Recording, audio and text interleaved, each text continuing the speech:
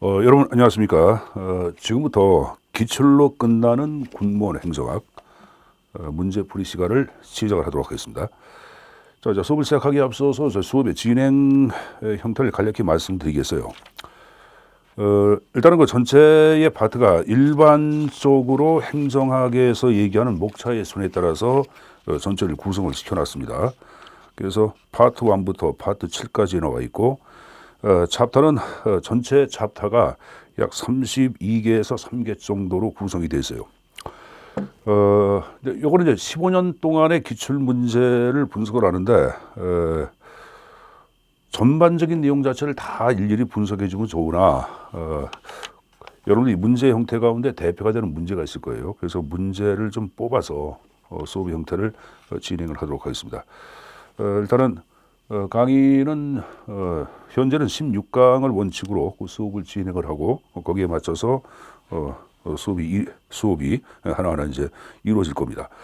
그리고 또 하나 그 문제 자체에 대한 하나하나의 분석도 중요하지만 그거보다 더 중요한 것은 그 문제와 관련돼서 출제된 내용들 그리고 출제 예상이 이루어지는 것들 그런 형태가 굉장히 중요합니다. 그러니까 여러분 교재 현 상태에 갖고 있는 교재에다가 교재에 언급되지 않은 내용을 정리하는 경우도 있을 거예요. 그걸 이제 기록하든지 평상시에 행정 노트를 준비하시는 분들은 노트에다가 기록해서 보완하시면은 수업의 효과가 또 시너지가 발휘할 걸로 생각을 하고 있습니다.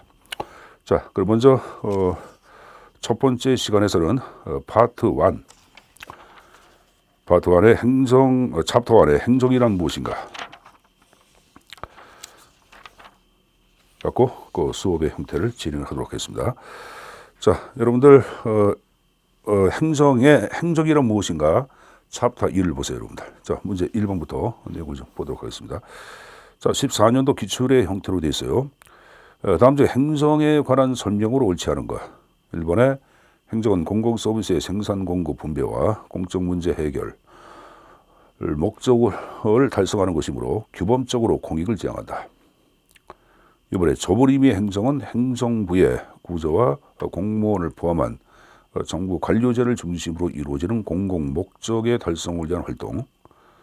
그다음에 3번에 행정은 공공가치의 달성을 위하여 정부가 독점하는 것이 아니라 정치 집단, 시민사회, 시장과의 상호작용 속에서 이루어진다.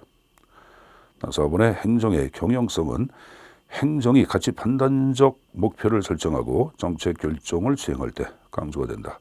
답 형태는 답은 4번이죠. 자, 물론 요 수업의 형태는 이론의 형태를 여러분이 수업을 토대로 진행을 하고 이해하는 쪽에 근거하여 수업에 대한 설명이 이루어질 거예요. 사실 행정의 개념 자체를 묻는 것들은 출제에서 논점은 크질 않습니다. 그렇지만은 출제에서 그동안 언급된 것들은 뭐가 나왔냐면은 일단 개념의 발달사를 좀 정리해 주셔야 돼. 발달사. 그럼 두 번째 정리할 것은 보편성에 근거한 개념 정의가 있고 그다음에 특수성에 근거한 개념 정의가 있어요. 요 보편성을 보통 우리는 광의의 개념 얘기하고 이 특수를 협의의 개념이라고 얘기하죠. 그래서 요 광의와 협의에 관한 내용을 얼마나 잘 알고 있는지. 그다음에 그 세 번째 정리할 것은 개념 정의 시 유의점들이 있습니다. 점에 관한 내용들. 그리고 개념과 관련돼서 행정과의 환경과의 관계. 이 문제는 사실 행정 개념보다는 행정과 환경과의 관계를 문제한 형태도 반영이 되어 있습니다. 그래서 이제 발달사 자체는 여러분 행정관리설, 통치기능설, 행성행태설, 발전기능설, 그리고 신공공관리론, 신국정관리론 해서 발달 흐름 자체는 여러분들이 배워서 할 거예요. 근데 발달 계보가 나올 때는 이때는 문제를 맞으란 문제였고 요와 관련돼서 정리할 것이 바로 정치와 행정과의 관계예요. 그리고 공행정하고 사행정과의 관계에 근거한 개념적입니다. 그래서 우리가 행정관리설을 얘기할 때는 정치행정 2원론, 통치기능설은 1원론, 행정행태설 2원론, 발전기능설 1원론, 신공공관리론, 정치행정 2원론, 신국정관리론, 정치행정 1배웠죠. 그래서 요 정치행정과의 관계하고 개념 정의를 이렇게 결합하는 문제가 한 문제고, 그럼 공사행정과의 관계는 여러분들 같이 연결해서 보시면 되겠지. 보통 정치행정이 2가 되면은 공사행정은 1이라고 배웠고, 그죠? 정치행정이 1이 되면은 공사행정은 2가 된다고 배웠을 거예요. 이때 사행정은 경영이라고 얘기했고. 근데 예외적으로 하나 정리할게. 자, 1990년대 좌파적 공동주의에 의해 등장한 NGA, 신국정관리론 있죠. 이 신국정관리론 자체는 정치행정과의 관계, 재정치화를 강조하기 때문에 정치행정 1원론이면서 신국정관리, 국가 자체를 권력에 근거한 통치의 개념보다는 관리의 개념으로 묘사했기 때문에 예외적으로 이것은 공사행정도 1원론의 형태로 해석을 합니다. 그래서 이건 항상 예외가 존재한다는 것 정도로 정리해서 가지고 가시고, 다시 보겠습니다. 신국정관리론 자체는 정치행정 1로 보기도 하고 공사행정 1로 보기도 한다. 이건 예외라고 말씀드렸어요. 자, 그리고 또 하나 정리할 것은 뭐냐면은 행정 행태설 자체는 정치행정 1이에요, 2예요. 행정 행태설. 여러분들 행정 행태설은 요거는 정치행정 2원론에 들어가는데 이건 나눠서 보라 그랬죠. 네, 형식하고 실질, 이 실질을 내용상의 성향이라고 얘기하죠. 형식을 방법론이라고 얘기합니다. 그래서 형식상 방법론을 얘기할 때는 정치행정 2가 되겠지만 실질적으로 행정 행태설 역시 행정의 정적 성격을 부정하는 것이 아니기 때문에 정치행정 1원론이라고 얘기했을 거예요. 1원론. 그래서 행정 행태설 자체를 바라볼 때는 관점의 형태가 두 가지가 있다는 것 정도로 정리해서 가져갈 필요가 있습니다. 자, 그리고 이제 보편성과 특수성. 보편성을 광의 개념, 넓은 의미라 그러죠. 지금 문제 보시면 그 2번의 좁은 의미가 바로 이 특수성, 협의의 개념을 얘기해요. 그래서 보편성, 광의 개념을 얘기할 때는 항상 주체를 불문한다고 얘기했죠. 그러니까 정부가 하든 기업이 하든 교회가 하든 상관없죠. 이건 공동의 목표를 달성하기 위한 인간의 합리적 협동 행위로 파악하는 것이 보편성이라고 얘기했고, 이 특수성 자체를 얘기할 때는 주체가 명시가 된다. 주체, 정부 관료제. 그래서 고객 달성을 위한 정부 관료제 행위. 이게 특수성, 협의의 개념이라고 얘기했을 거예요. 자, 그러면은 이번에 좁은 의미의 행정 자체가 바로 협의의 개념이고, 거기에 주체가 정부 관료제에 나왔고 공공의 목적, 공익을 달성한다 그 표현이죠. 그 2번 자체는 표현이 맞는 표현이에요, 여러분들. 이렇게 묻는 거 한 문제. 그러면 이제 그 개념 정의와 관련된 유의사항들 자체가 있는데, 일단은 물어보겠습니다. 행정관리설은 기술적, 처방적 이론으로 등장했다. OX. 행정관리설은 기술적, 처방적 이론으로 등장했다. OX. 옵니다. 역관지의 문제점을 해결하기 위해 등장했기 때문에 기술적, 처방적 이론으로 등장했다. 그 표현 맞다고 제가 얘기했을게요. 이건 이제 이정수의 대학 교수가 공저한 새 행정학 책이 있어요. 그 책에서도 언급되어 있고, 과거의 기출문제 형태로 등장했던 파트 가운데 하나입니다. 좀 가져가야 되겠고. 자, 두 번째, 통치기능설은 물어보겠습니다. 행정국가의 대도와 함께 등장했다. 맞죠, 여러분들? 큰 정부의 출현과 함께 만들어진 게 통치기능설이고, 그 다음에 행정학의 과학화를 추구하기 위한 개념 정의. 그것은 행정, 행태설 얘기했죠. 행태설. 그리고 개발도상국가의 행정현상을 대상으로 등장한 개념 정의, 그건 발전기능설을 얘기했을 거예요. 그래서 개념 정의 위상 자체를 가지고 가시고, 자, 행정과 환경과의 관계를 얘기할 때 행정은 환경과 끊임없이 서로 영향을 주고받는 상호작용 관계로서 인식을 합니다. 그래서 거기에 여러분들 그 3번에 행정은 공공의 가치를 달성하기 위해 정부가 독점적으로 하는 것이 아니라 거기 정치 집단, 시민사회, 시장, 이게 다 환경을 얘기하는 거야. 상호작용한다. 그 표현 맞는 표현이고. 자, 그리고 이제 그 아까 이런 얘기했죠. 행정을 정치의 속성으로 보는 견해가 있고 경영의 속성으로 보는 견해 나눠서 좀 봐야 되는데, 이건 정치행정 1, 이걸 공사행정 1 이렇게 얘기하는데, 정치로 파악할 때는 어떻게? 가치 지향성 얘기했죠. 가치 지향, 가치 판단 다 들어간다고 말씀드렸고, 그다음에 권력 현상으로 본다. 그다음에 정책 결정, 행정 현상을 정책 결정으로 이해할 때는 행정을 정치에 삼기요. 요 경영 자체를 얘기할 때 행정을 사실 현상으로 파악한다. 그리고 각종 사무나 조직을 관리하는 관리 현상으로 이해할 때는 행정의 성향 속성을 경영으로 파악한다고 얘기했어요. 자, 그러면 그 4번에 행정의 경영성이란 말은 행정을 경영의 성과로 본다, 성질로 본다 그 표현이야. 그래서 행정이 가치 판단적인 목표를 설정하고 가치 판단, 정책 결정, 정책 결정 나왔네.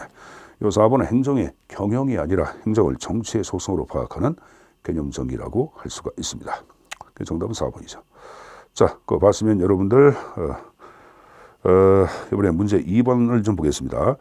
자, 2번도 지금 1번 문제하고 연장선에 놓인 문제인데 그 행정과 경영과의 관계를 묻는 문제예요. 자, 근데 요 문제도 그동안 출제에선 많이 거론됐지만은 쉽게 여러분들이 문제가 나왔으면 답 체킹이 가능한 파트죠. 그래서 이 파트는 보통 이제 공사의 행정과의 관계를 묻는 문제죠. 요 사행정을 보통 우리는 경영이라고 얘기하는데 이 형태는 일단 양자의 유사점하고 차이점 자체를 묻는 것 한 문제. 그다음에 두 번째 공공재의 성격을 묻는 문제 한 문제라고 말씀드렸고, 그다음에 이와 관련된 재화의 유형이 있어요.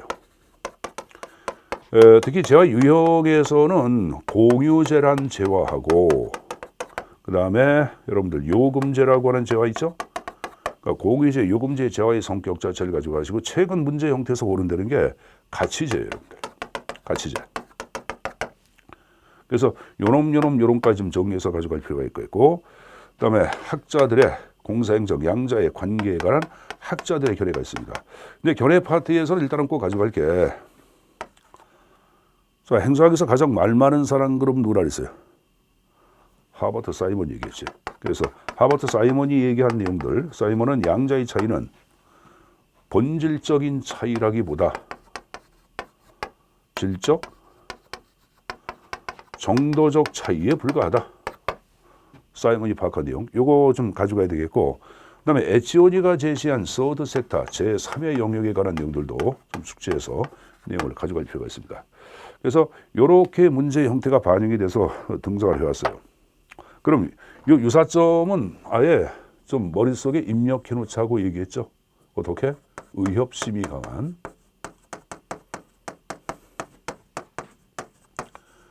상관왕 봉수로 머릿속에 그냥 기억해 두자. 의협심이 강한 상관왕 봉수. 의는 뭐야? 의사결정성. 협은 협동성. 요 삼관왕은 관이 세 가지가 있지. 관리요제. 두 번째 관리성. 사람과 물자를 관리하죠. 또 관리에서 사용하는 기술도 유사하다. 봉은 봉사성. 고객과 시민에게 봉사하죠. 그다음에 수는 수단성이죠. 행정과 경영은 자체가 목표가 아니라 목표 달성을 위한 관리 수단에 해당되는 내용입니다.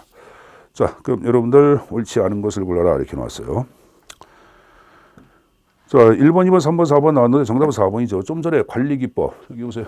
아까 관리기술, 관리기법, 그리고 의사결정은 양자의 유사점이 들어가죠. 그 2번의 정답은 4번입니다. 자, 넘겨서 정리할 거. 뭐 3번과 4번과 5번도 다 같은 내용이라고 봐주시면 됩니다. 6번까지. 그래서 그 형태는 그 선에서 만족하고, 자, 그다음에 문제 7번을 또 정리를 좀 하도록 하겠습니다. 7번을 보겠습니다. 다음 정의와 정치와 행정과의 관계에 관한 설명 좀 옳지 않은 것. 1번 정치행정 이원론은 결정과 집행을 분리하여 입법부에서 법률의 형식으로 정책을 결정하면 행정은 이를 단순히 집행하는 것에 불과하다는 인식론. 이번에 정치행정 이원론은 정치와 행정을 연속적 과정으로 인식하고 행정의 정책 형성 기능을 중시한다. 그 3번에 정치행정 이원론에서는 민주적 정부의 구현이 강조한다. 자, 일반의 정치행정 이원론을 대표하는 것은 행정관리설, 과학적 관리론 다 배웠죠, 여러분들? 여기서 강조하는 것은 뭘 강조해? 기업처럼 정부도 능률성을 추구하자고 파악하는 거죠. 그래서 민주성이라고 하는 가치 판단적 성격보다는 능률성이라고 하는 기업의 이윤 추구 이런 것들을 강조하겠죠. 그래서 3번 잘못했고 뭐 4번 학자 나왔는데 가우스, 디목, 애플비가 이를 대표한다 이렇게 나왔어요. 자, 뭐 정치행정과의 관계도 앞에서 얘기한 내용에 따라서 그대로 정리해서 본인 것으로 만들어 가시면 됩니다. 자, 근데 문제 8번 문제를 좀 잠깐 좀 보고 가야 되겠네. 정치행정 이원론과 관련하여 적절하지 않은가. 1번 실적주의 발전. 자, 실적주의 자체는 이제 능력과 업적에 따라 정치적 관계에 따라서 공무원을 임명하지 말고 객관적인 시험을 거쳐서 성적을 메리츠해서 실적 같은 말이에요. 그 성적, 실적 결과에 따라서 임명하자 그 표현이죠. 그러니까 기업의 능력과 실적을 강조하는 형태가 행정 현상에 그대로 접목된 게 실적주의고. 자, 근데 이번엔 뉴질 정책을 얘기할 때는 30년대의 공황 이후에 큰 정부의 등장 계기가 된 것이 바로 뭐다? 뉴질 정책이지. 그럼 30년대 공황 이후에 큰 정부, 그럼 뭐가 떠올라? 통치기능설이죠. 그 통치기능설은 정치행정 1입니까? 2입니까? 정치행정, 통치기능설 1월론이죠. 그러니까 2번은 정치행정 2가 아니라 1로 바꿔야 되겠고, 3번에 결정과 집행 구별한다. 그 4번에 기술적 행정학을 얘기할 때는 행정관리설을 얘기하고 현재 얘기하고 있는 통치기능설 우리는 뭐라 한다? 기능적 행정학이라고 얘기하죠. 무슨 행정학? 기능적 행정학이라고 표현합니다. 그 정답은 당연히 여러분들 2번에 해당된다고 보시면 되겠죠. 자, 이것도 앞에서 계속 설명한 내용들이기 때문에 넘어가시고, 자, 그다음에 이제 9번 문제를 또 정리를 좀 하도록 하겠습니다. 자, 아까 제가 이런 얘기했죠. 공생정 양자의 관계는 유사점이라 차이점, 그리고 공공재의 성격, 재화의 유형을 묻는 것들이 출제에서 고른되어 왔다고 얘기했어요. 자, 그러면은 요 공공재 성격은 여러 가지가 있지만 특히 가져갈 게 비배제성하고 비경합성의 성격을 묻는 게 한 문제예요. 요 비배제를 무임승차라고 배워서 안 배웠어? 배웠죠? 대가를 지불하지 않아도 불이익을 당하지 않고 소비할 수 있다. 이게 지금 얘기한 무임승차성을 얘기했고, 어떻게 비경합성 자체는 소비가 경합되지 않는다 그 표현이죠. A라는 사람의 소비가 B라는 사람의 소비에 영향 주지 않는 것을 비경합성 그러고, 이 비경합성 자체를 비분할성이라고도 얘기한다고 얘기했을 거예요. 여러분, 소비가 경합되지 않는다는 것은 함께 소비한다. 그래서 이것을 공동소비성이라고 표현하기도 합니다. 그래서 이 성향에 있어서 비배제하고 비경합성 자체의 개념 정의하는 게 한 문제예요. 그리고 가끔 저 보기의 형태에 나오는 것 중에 하나가 내생적 선호가 나오죠. 여러분들 사적재, 민간재, 시장재를 얘기할 때는 서류 표출에 제한이 없어요. 그렇죠? 여러분들이 A란 백화점 가서 청바지를 사려고 갔다 마음에 안 든다. 그럼 백화점 나와서 다른 백화점을 가든 아니면 여러분들 인터넷을 토대로 구매하든 홈쇼핑을 토대로 구매하든 여러분들 선호 표출은 제약이 없어요. 근데 공공재 같은 경우에는 군대를 가고 싶지 않아도 군대를 가야 되겠죠. 그래서 개인의 선호 표출에 제약이 있는 것을 내생적 선호 그러고, 이 내생적 선호죠 공공재의 성향 특징에 들어간다는 것 정도는 정리해서 가져갈 필요가 있습니다. 자, 그리고 재화의 성격의 공유재, 요금제에 관한 내용들이 나오는데, 이건 우리가 사바스가 파악하고 있는 재화의 유형을 배웠을 게야. 그래서 이쪽은 배제를 적어놨고, 이쪽은 비배제, 이쪽은 경합을 적어놨고, 이쪽은 비경합성을 적어놨죠. 그리고 네 가지 형태의 재화를 배웠을 거예요. 그래서 이쪽에 들어가는 것이 바로 뭐다? 민간재라고 얘기했고, 이걸 뭐라 그랬어요? 이게 공공재지. 이쪽에 민간재를 다른 말로 시장재, 사적재 다 같은 말입니다. 그리고 공공재를 집합재라고 얘기하죠. 집합재. 근데 비배제와 비경합성과 배제성, 이게 바로 유금제죠. 이게 공유제야. 그래서 재화의 성향 특징들을 묻는 것들, 그리고 각각 예의증을 묻는 것들도 한 문제예요. 자, 그럼 이 문제를 좀 보고 설명을 계속하도록 하겠습니다. 다음 공국 주체가 시장일 경우 발생할 수 있는 현상이 아닌가. 1번의 공유제, 외부 불경제로 시장 실패. 자, 2번의 공공재, 과다공급, 과소공급으로 인한 시장 실패. 3번의 요금제, 자연독점. 4번의 가치제, 무임승차 나왔어요.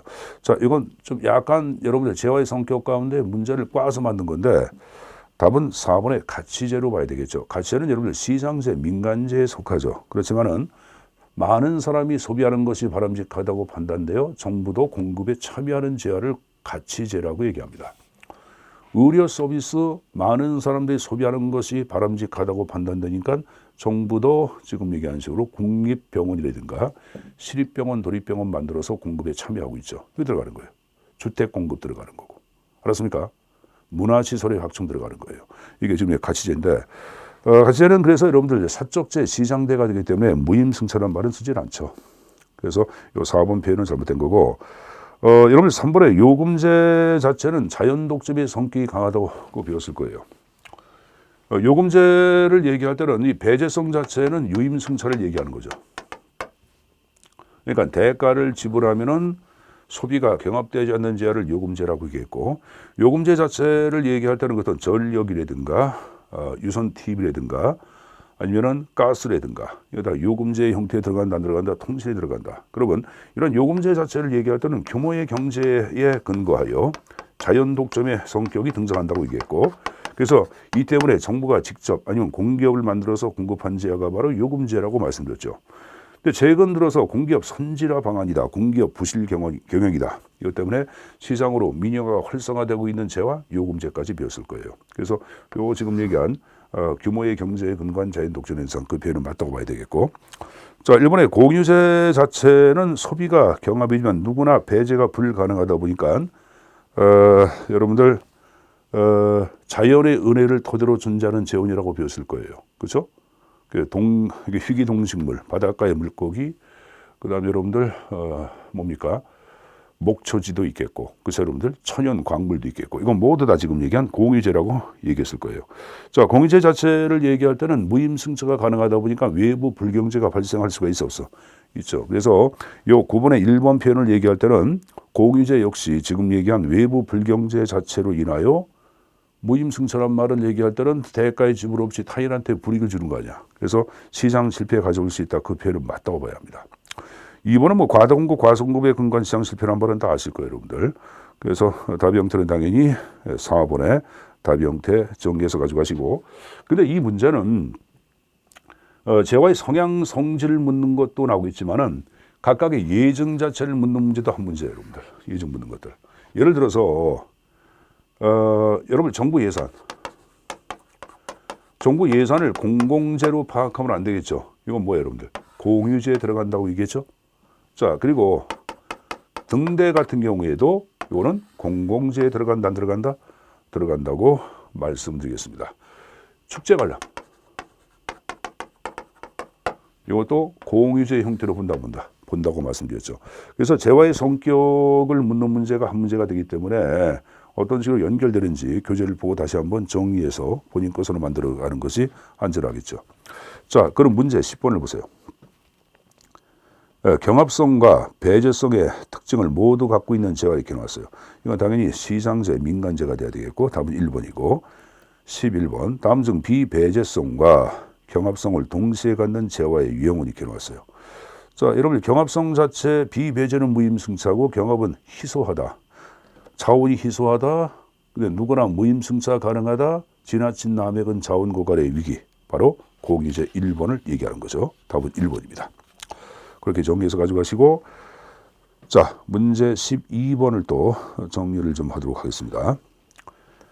진보주의 정부에서 선호하는 정책으로 가장 적절하지 않은 것은 이렇게 나왔어요. 자, 이건 여러분들 그 이데올로기의 유형을 물어볼 때 행정학에서는 출제에 나올 수 있는 것들이 정해져 있어요. 그 정해진 것 가운데 가장 빈출의 형태가 높은 것이 바로 진보주의하고 보수주의 비교입니다.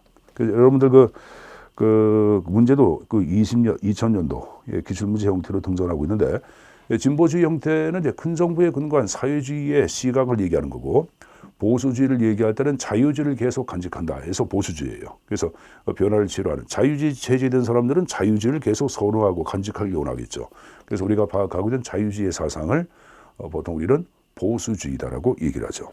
자, 적절치 않은 거 이렇게 나왔어요. 그래서 진보주의는 큰 정부의 입장을 띠고 우리가 파악하고 있는 보수주의는 작은 정부의 형태를 띠는 특징이 있다는 것도 정리해서 가져갈 필요가 있습니다. 그래서 이번에 조세 감면 확대, 조세 감면 확대를 얘기할 때는 큰 정부야 작은 정부야? 이건 작은 정부가 되기 때문에 보수주의에서 소원하는 정책이라고 볼 수 있겠죠. 정답 1번이 되겠고, 자 2번과 3번과 4번 자체를 얘기할 때는 약자를 위한 정부 역할을 강조할 때는 큰 정부가 만들어지겠죠. 그래서 이 3번과 4번은 다 약자를 위한 정부 역할을 강조한 큰 정부, 진보주의 입장을 취한다고 보시면 됩니다. 자, 근데 이제 진보주의하고 보수주의 비교한 내용을 잠깐 보겠어요. 여러분들 그 해설을 잠깐 보세요. 해설 끝장 2로 해가지고 해설을 보시면은 하단에 2에 이념에 따른 정부관 해가지고 진보주의, 보수주의 두 가지 형태의 비교한 게 나와. 이 박스에 관한 내용들은 숙지해서 가져가셔야 합니다. 이 박스에 관한 내용들이 다양한 형태로 문제가 만들어지기 때문에 이건 좀 숙지해서 가져가라고 말씀드린 거예요. 자, 진보주의 인간관 자체가 나왔는데 거기 진보주의에서 파악한 인간은 철저하게 착한 인간의 형태의 해석을 합니다. 성선설에 근거하고 또 시장의 인간은 착하다 보니까 여러분들 왕따를 당할 수가 있다. 그럼 착한 인간을 보호할 필요가 있어 없어? 있죠. 그럼 보호한다는 것은 인간은 완벽한 존재가 아니지. 인간은 빈틈이 있다. 오리가 있다고 파악하는 거예요. 그래서 우리가 파악한 진보주의에서 파악한 인간관 자체를 얘기할 때는 인간은 오리가 있다. 성선설의 입장을 취하고 있는 것 진보주의. 그럼 이 진보주의에 대해서는 정부가 적극적으로 시장에 개입해서 지금 얘기한 인간을 보호할 필요가 있겠죠. 이렇게 정부가 시장에 대한 간섭을 지향하는 자유. 그걸 정부로 향한 자유라 그러죠. 정부야 나 먹고 살기 힘들어 나 좀 도와줘. 국가로부터 국가의 간섭을 희망하는 자유. 그것을 보통 우리는 적극적 자유라고 얘기합니다. 그래서 우리가 파악하고 있는 진보주의는 적극적 자유의 형태를 강조하는 특징이 있어요. 거기 여러분들 그 두 번째 가치 판단에 자유를 열렬히 옹호한다 이렇게 해놨지. 그래놓고 정부로 향한 자유, 적극적 자유라고 적어놓으세요. 정부로 향한 자유, 적극적 자유. 근데 보수주의 입장에서 파악한 인간은 철저하게 성악설이에요. 시장 있는 인간은 자신의 이익을 극대화시키는 존재고 똑똑하고 완벽한 존재라고 해석을 합니다. 자신의 이익을 극대화시키는 경제적, 합리적 인간, 또 똑똑한 인간이다 보니까 오리가 없지. 그럼 이러한 인간에 대해서 정부가 개입할 필요가 있어 없어? 없죠. 그래서 이 우리가 파악한 이쪽의 보수주의는 시장에 대한 정부의 간섭 이거 안 좋아 이렇게 얘기합니다. 그래서 정부로부터의 자유예요. 이 말은 정부의 간섭과 제약이 없는 상태를 자유의 형태로 해석을 하고 이러한 자유를 보통 뭐라 한다? 소극적 자유다 이렇게 얘기합니다. 소극적 자유. 그래서 거기 여러분들 그 두 번째 가치 판단에 자유, 정부로부터의 자유 해가지고 소극적 자유라고 적어놓으세요. 그래서 그 밑에 평등 증진을 위해 실질적 정부의 개입을 허용하고 있는 것 진보주의고, 보수주의는 제가 좀 전에 얘기한 식으로 정부의 간섭에서부터 벗어나자고 파악했죠. 기획인동과 경제적 자유를 강조하고 있다 이렇게 나오고 있을 거예요. 자, 진보주의 입장에서는 첫 번째 표현 중요한데 시장을 무조건 싫어하는 것은 아니에요. 시장의 잠재력을 인정합니다. 그래서 첫 번째 보시면 혈과 공정, 번영과 진보에 대한 자유시장 잠재력을 인정하고 있다. 근데 시장은 윤리적으로 결함이 있다. 왜? 시장에 있는 인간 자체는 인간은 사악한 존재가 아니라 착한 존재인데 시장인 자체가 기구가 구조적으로 윤리성이 없다. 그래서 정부가 개입할 수밖에 없다. 시장은 실패한다고 보는 거죠. 근데 보수주의 자체를 얘기할 때는 자유주의에 대한 강력한 신념을 갖고 있고 정부를 불신합니다. 자, 소원하는 정책 나온 거 보세요. 소외 집단을 위한 정책, 공익 목적의 정부 규제를 강화하자고 얘기하고 조세 제도를 통한 소득세 배분 정책 강조하고 있는 것 진보주의고, 이쪽은 소외 집단 지원 정책 별로 서울로 선호하지 않습니다. 경제적 규제 완화, 시장 제한 정책, 조세 감면이라 조세 자체를 가급적 완화하자. 그 파악하죠. 조세 폐지도 맞죠. 조세 폐지도 이게 보수주의입니다. 자, 복지국가 혼합 자본주의, 규제된 자본주의라고 불리는 거 진보주의고, 이쪽은 자유방임적 자본주의 성격 내포되어 있는 게 보수주의입니다. 그래서 양자의 관계에 비교하는 것들도 좀 숙지해서 내용을 가져갈 필요가 있습니다. 자, 그 다음 여러분들 정부 구조에서 14번 문제를 또 정리를 좀 하도록 하겠습니다. 우리나라의 정부 조직 구성에 대한 설명으로 옳지 않은 것 익히러 왔어요. 자, 1번에 복수 차관을 두는 부처는 5개이다. 자, 여러분들 복수 차관제는 이제 문재인 정부에 들어와서는 이제 복수 차관제 자체를 대표하는 게 정부 조직법상 명시가 되고 있는데 거기 여러분들 해설에 보시면 뭐로 되어 있냐면은 해설로 한 거 보세요. 기획재정부, 과학기술정보통신부, 외교부, 문화부, 국토교통부에서 하나, 둘, 셋, 넷, 5개 형태가 나오죠. 그 1번 표는 맞죠. 근데 요거는 복수 차관제를 두고 있는 부처는 좀 외워두셔야 합니다. 거기다가 이렇게 적어놓으세요. 문외과 국기. 문외과 국기. 외과 내과 할 때 외과, 문외과 국기. 자, 문은 뭐예요, 여러분들? 문은 문화체육관광부, 문외, 외교부, 과학기술정보통신부, 국기. 국은 국토교통부인데 여러분 혼돈하는 게 국방부가 아니야. 국토교통부야. 그다음에 기는 기획재정부에서 5가지 형태 암기해서 가져갈 필요가 있습니다. 자, 다시 올라가서 2번 나온 거 보자. 국무총리 소속으로 철을 두어 여러 부의 업무를 수행하고 있다. 자, 이 표현은 맞는데 이제 하나 유의할 게 있어요. 문재인 정부의 조직도 자체를 얘기할 때는 일반적으로 처 자체는 국무총리 소속으로 되어 있습니다. 그렇죠? 부를 얘기할 때는 행정수반 대통령 소속이고 근데 예외적으로 처 가운데 문재인 정부 가운데 처 가운데 대통령 경호처가 있어. 이 경호처는 예외적으로 처지반은 대통령 소속으로 별도로 구분해서 가져가셔야 합니다. 별도로. 그래서 여러분들 이 해설에 보시면은 국가보훈처, 그 다음에 인사혁신처, 법제처에서 그리고 식품의약품안전처에서 4개의 처가 나오고 있을 거예요. 그래서 시중에 보시면은 현 2021년도, 2022년도 정부 조직도를 얘기할 때 얘기하는 게 지금 얘기한 처를 얘기할 때 사처라고 대부분 정리한 책들이 많아요. 근데 사처라고 정리한 책들은 요거는 대학에서 쓰고 있는 대학의 행정학과 선생님들이 쓴 교재에도 사처로 나오는 책들이 있어요. 근데 이거는 엄밀한 의미로 잘못됐습니다. 정부 조직법상 표시하고 있는 처를 얘기할 때는 대통령 소속의 대통령 경호처도 존재합니다. 그래서 이걸 포함시켜서 5처로 보는 것이 맞는 거예요. 5처로. 그래서 지금도 여러분들 교재 형태에서 4처로 정리한 책들이 있습니다. 이분들 책들은 처 자체를 국무총리 소속으로 보고 지금 얘기한 대통령 경호처 자체를 제해놓고 있는데 대통령 경호처도 처에 들어가기 때문에 이건 지금 얘기한 식으로 5처의 형태로 해설해 두셔야 합니다. 자, 또 하나 여러분들. 처 자체를 얘기할 때는 처장이 우리가 얘기하는 각 부처의 수반이 되는데 처장 자체는 차관급이야. 차관급. 단 예외적으로 문재인 정부 때 처장 가운데 국가보훈처장은 장관급으로 격상을 시켜놨어요. 그래서 거기 해설에 그 표현이 나왔는지 모르겠네. 국무총리 소속의 처는 다음과 같다. 그래서 국가보훈처가 나왔어요. 국가보훈처 해가지고 처장과 차장은 정무직 이렇게 나왔죠, 여러분들. 왜 그러냐면은 처장이 장관급이고 차장이 여러분들 차관급이 되기 때문에 국가보훈처는 예외가 되는 거예요. 국가보훈처는. 거기 인사혁신처 나온 거 봐. 인사혁신처라든가 법제처, 식품의약품안전처 자체를 얘기할 때는 처장 자체가 차관급입니다. 그죠? 별도로 좀 정해서 가져가시고. 그리고 그 밑에 이제 정부조직법상 문재인 정부의 정부조직은 18부 4처 나왔는데 요 4처를 지금 얘기하는 식으로 5처로 바꿔놓는 게 맞습니다. 5처로. 시중에 나와 있는 책도 그렇게 정의된 책이 많이 있는데 5처가 맞습니다. 그러니까 이제 이걸 이제 얘기할 때 정부 조직법상에서 처는 4처가 아닙니까? 그런데 정부 조직법에서 처가 대통령 경호처가 대통령 소속으로 나와 있어요. 그러니까 5처로 봐야 합니다.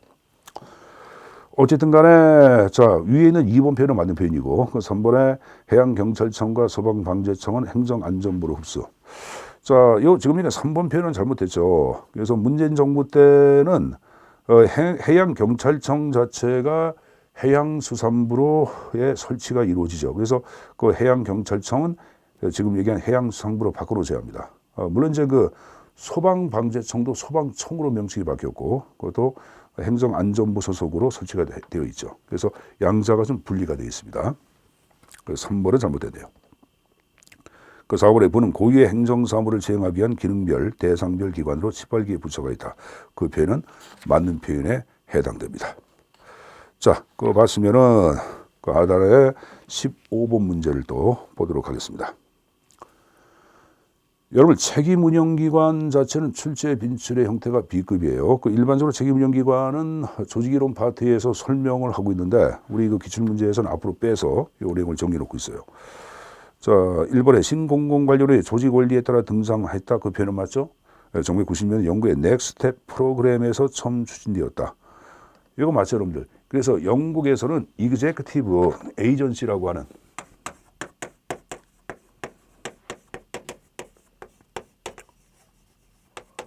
이게 1988년도 대처의 후속 조치라고 하는 더 넥스텝스 개혁에서부터 탄생합니다.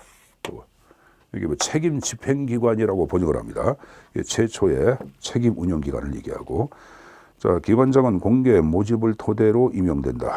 그다음에 4번에 공기업보다 책임 운영기관이 영리 추구를 더 중시한다. 여러분들, 공기업이 영리 추구를 더 중시하죠. 책임 운영기관은 정부 조직이고, 공기업은 여러분들 일부만이 정부 조직이고 대부분 정부로부터 독립된 법인 아니야. 그래서 상대적으로 영리성이나 이윤성을 강조하는 것을 얘기할 때는 공기업을 얘기합니다. 자, 근데 요 15번 같은 경우에는, 자, 여러분들 우리가 80년대의 신공공관리론, 뭐 그런 작은 정부의 형태를 강조했고, 요 작은 정부의 형태는 정부의 역할과 기능의 축소를 강조합니다. 그래서 그렇다고 모든 걸 축소할 수는 없죠. 그래서 과연 정부가 할 게 뭐고, 과연 시장이 할 게 무엇인가를 알아보는 검증 절차, 그것을 마케팅 테스트, 시장성 검증 절차라고 언급을 합니다. 자, 이거를 내가 지금 시장성 검증 절차, 요거 가져가셔야 합니다. 근데 이제 먼저 하나 정리할 게, 시장성 검증 절차는 이게 어디에서 등장하냐면은 대처가 아니라 대처 다음에 정권을 여러분들 이양받은 사람이 있어요, 여러분들. 그렇죠? 갑자기 기억이, 대처가 아니라 그랬어요. 대처 다음에 정권을 이양받은 사람이 있습니다. 이거는 생각나면 제가 말씀드릴게요. 이 사람 때부터 추진이 이루어집니다. 대처 때 지금 얘기한 시장성 검증 절차가 증상했다? 무조건 X가 되는 거예요. 자, 그럼 여러분들 제일 먼저 이게 절차가 있는데, 첫 번째 할 것은 뭐냐? 반드시 필요한 업무인가를 질문을 던져. 그래서 만약에 NO 그러면 과감히 폐지합니다. 두 번째, 만약에 정부가 이건 필요한 업무야, 그러면 정부가 반드시 수행해야 하는가 하고 질문을 던져. 그래서 NO 그러면 여러분들 이걸 어떻게 해요? 민영화라든가 민간화하죠. 그 다음에 세 번째, 그럼 정부가 수행해야 할 경우에 그럼 반드시 정부의 책임으로 해야 할 것인가? 그러면 NO 그러면은 뭐 합니까? 계약에 의한 민간 위탁을 합니다. 근데 만약에 정부의 책임을 해야 한다 할 때도 그 다음 나오는 것이 바로 그러면 이때는 공기업 방식으로 할 것인가? 질문 던져. 그러면 공기업 방식이 가능하면 공기업 방식으로 하면 되겠고, 만약에 NO 그러면 여러분들 그 다음 나오는 게 책임 운영기관 방식을 취하면 되는 거예요. 그럼 시장성 검증 절차에서 보듯이 반드시 필요한 업무인가? 정부가 수행해야 하는가? 정부의 책임을 해야 되는가? 공기업 방식인가? 마지막으로 책임 운영기관 나왔어요. 그럼 이거에서 알듯이 내려갈수록 바로 뭐야? 공공성이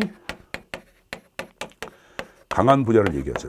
공공성이 강한 분야. 그러니까 공공성이 강한 분야에서 이루어지고 있는 시장성 검증 절차 마지막이 책임 운영기관이에요. 그러니까 당연히 공기업보다는 이것이 책임 운영기관이 공공성이 강하고 공기업이 상대적으로 영리성이나 인축의 성격이 강하다고 볼 수밖에 없습니다. 그렇게 내용 좀 정리해서 가져가십시오. 자, 그래서 일단은 챕터 1에서 나오고 있는 행정이란 무엇인가 형태를 갖고 첫 번째 강의를 종결하도록 하겠습니다. 다음번 강의 때는 제2장 행정과 환경과의 관계를 중심으로 또 수업을 진행하겠습니다. 자, 2장 두 번째 시간 때 뵙도록 하겠습니다. 안녕히 계십시오.